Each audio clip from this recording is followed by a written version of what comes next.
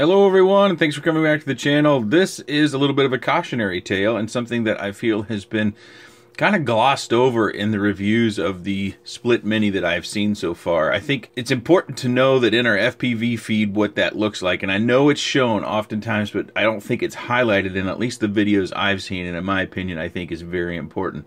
It might not be a deal killer, but I think it's something that's very important to know. And that is, as we roll some of this FPV footage, the FPV feed is not very good in my opinion. I think it's very soft, it's very blurry. I think it's going to limit your flying environment, your flying times. This, as you'll see here soon, is actually on a pretty bright day, and with a normal FPV camera you can see all the branches very clearly. You know, our FPV cameras have gotten quite good.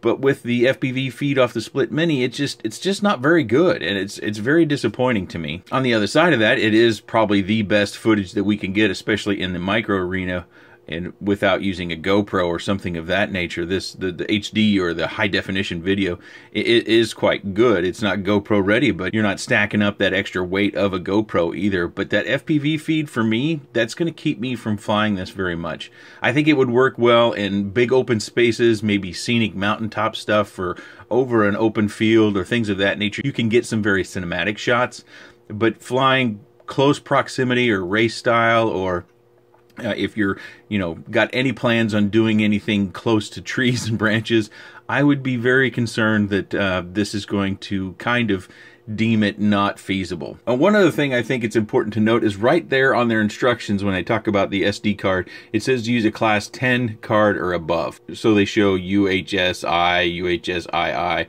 and I started out using a class 10 card, and I noticed the delay right away. And I'd been told several times when I would ask individuals that had it, oh no, the latency or the lag, that's not an issue anymore. But unfortunately, if you use a class 10 card, at least the class 10 cards that I've been using, it is an issue, at least for me. Now, you may not be sensitive to that, and I don't know if I'm oversensitive or not to it, because I don't have someone else to hand it to and then say, what do you think? How's this feel to you? But to me, I noticed it and I wasn't comfortable flying it. And typically when I notice anything, then, our typical FPV camera, the latency, I am sensitive to it and I'm not very confident. So I ended up having to move to a much more, well, it's not that much more expensive. I bought this card here that you see. I think it actually ran me about $12. It's a 16 gig card, and you can see the class right there on it. With this, the latency goes down to where I didn't notice it nearly as much or at all. So if you plan on getting one of these, don't plan on using a class 10 card. I would just plan on using something much better like this or others. Now the sad part about this is I have two. I have the one in here and I have one in here. You can see it's still sealed in the box. And then I also have the Caddx Turtles. So the Caddx Turtles, if you're interested in that, I'll include links to these things if you guys want to check these products out for yourself down below. The Caddx Turtles has some extreme advantages. One is that it just uses one board. You can see here it requires two boards on our flight stack for the Split, and I think RunCam's going to have to do some catching up.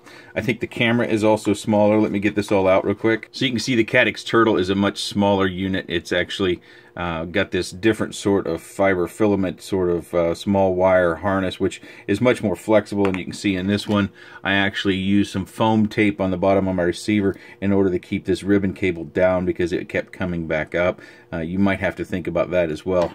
But I think there's going to be some pretty extreme advantages to Caddx learning the lessons that RunCam has painfully endured during its 2 iterations of running this sort of camera. So one board, smaller camera, as you can see here.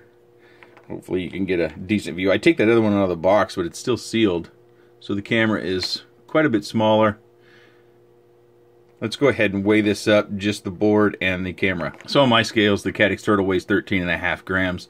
That seems pretty reasonable. I know the Hawksky action camera that we've reviewed on the channel is actually coming out with a no battery version.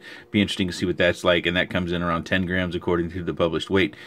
So if you were looking for something that gives you higher definition video, especially in micros, I personally think the Caddx Turtle is going to be better, but I haven't reviewed it yet. and I wouldn't suggest buying the Runcam Split. That may be a little bit of an unpopular opinion, but I think you need to be very careful if you've bought the Split or you're going to buy the Split about your flying environment. Kind of a downer dawn video, but I think it's really important to kind of hit these things home so at least the people who visit this channel or see this video will know what they're getting into if they're at the purchase stage. If you have any comments, questions, suggestions, or otherwise, please leave those in the section down below. I appreciate your time, and thanks for watching.